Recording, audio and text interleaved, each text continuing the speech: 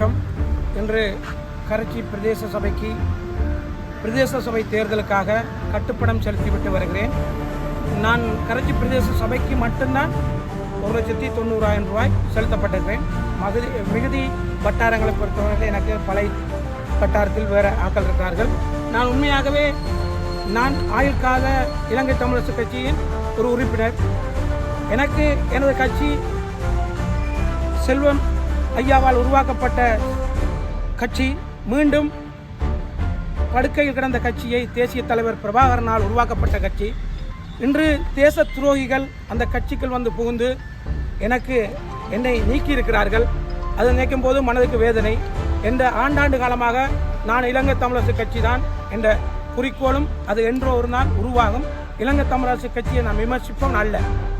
தலைவர் தெரிவிலே உங்களுக்கு தெரியும் 184 வாக்கால் கௌரவ பாராளுமன்ற உறுப்பினர் சிவஞானம் ஸ்ரீதரன், 137 வாக்கால் சுமந்திரன் ஐயாவும், மொத்தமாக 221 பொதுச்சபை உறுப்பினர்களையும் உருவாக்கப்பட்டு தலைவர் தெரிவு வெற்றி பெற்ற பின்பு சுமந்திரன் அவர்கள் நேரடியாக வந்து 2 பேரை வைத்து நீதிமன்றத்திலே வழக்கு போட்டுவிட்டு தலைவரை இயங்க விடாமல் மீண்டும் பொதுச்சபை உறுப்பினர்களையும் கேட்காமல் கதைக்காமல் மத்திய குழு உறுப்பினர்களில் அதிகமாக 19 பேர் அவருக்காக தலையாட்டுகிறார். 19 பேரும் தெரிவு செய்த ஒரு தலைவர் CVK சிவஞானம் ஐயா. அவரும் பதவி ஆசை பிடித்த ஒரு இலங்கை தமிழரசு கட்சியை சிதைப்பதற்காக களமிறக்கப்பட்ட ஒரு நபர். அதே மாதிரி செயலாளர் சுமந்திரன் அவர்களும் எமது கட்சியை கலைப்பதற்காக களமிறக்கப்பட்டவர்கள். இறந்த எமது சம்பந்தன் ஐயாவும் மாவை ஐயாவும் எப்படி இவரை கட்சிக்குள் கொண்டு வரப்பட்டாரோ அது உண்மையாகவே எமது தமிழ் விடுதலை புலிகளையும் எரிக்சலோம் என்ற நபர் எப்படி பூந்தார் ரெட்பானாவில் இருந்த மாதிரி சுமந்திரன் அவர்கள் இந்த கட்சியில் பூந்து இந்த கட்சியை அழித்து விட்டார்.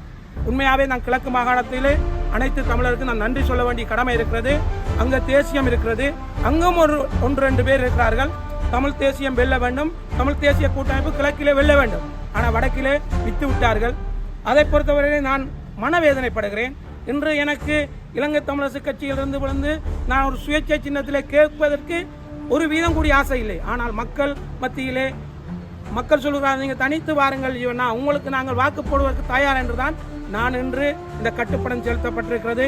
ஆகவே இனி ஒரு காலம் பொதுச்சபை உறுப்பினர்கள், மத்திய குழு சபை உறுப்பினர்கள் எல்லோரும் புதிதாக தெரிவு செய்யப்பட்டு இப்படியான சந்திரிக்க ஆட்சியிலே குண்டு துளைக்காத கார் பாதுகாப்பு கொடுக்கப்பட்ட நபர் இன்று தனியே எனக்கு ஒரு கடிதம் எழுதி என்னை கட்சியிலிருந்து நீக்கும் அளவுக்கு வந்துவிட்டோம். ஏன் எமது போராட்ட வரலாறு தெரியாது, போராட்ட முள்ளிவாய்க்கால் தெரியாத ஒரு நபர் எம்மை செயலாளராக வைத்து பதவி நீக்கம் செய்திருக்கிறார். ஆனால் இன்று எனக்கு வெட்கமாக இருக்கிறது, இலங்கை தமிழரசு கட்சியிலே அவரோடு போட்டி போட்டு அவரை தூக்கி எறிவதற்கு எவராலும் தகுதி இயலாமல் இருக்கிறது.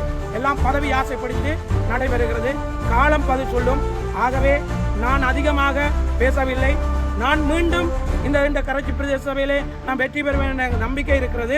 நான் மீண்டும் ஒரு இலங்கை தமிழரசு கட்சி நீதியான முறையிலே ஒரு புதிய தெரிவுகள் வந்து இப்படியான துவேசமான இப்படியான தேச துரோகிகளை கலைத்த பின்பு மீண்டும் தமிழரசு கட்சியை நான் இணைந்து தமிழரசு கட்சியை நான் வளர்ப்பேன் என உறுதி கூறி இன்றைய நிலையில் தேசிய தலைவரால் உருவாக்கப்பட்ட கட்சிக்கு எனக்கு இப்படி ஒரு துரோகி கடிதம் அடித்த நினைச்சு மனவேதனைப்படுகிறேன். அதனால் தான் நான் இன்று தனிமையிலே பிரதேச சபையை ஒரு சுயேட்சை குழுவாக கைப்பற்றுவதன் நோக்கமாக இன்று கட்டுப்பணம் செலுத்திவிட்டு விடைபெறுகிறேன். நன்றி.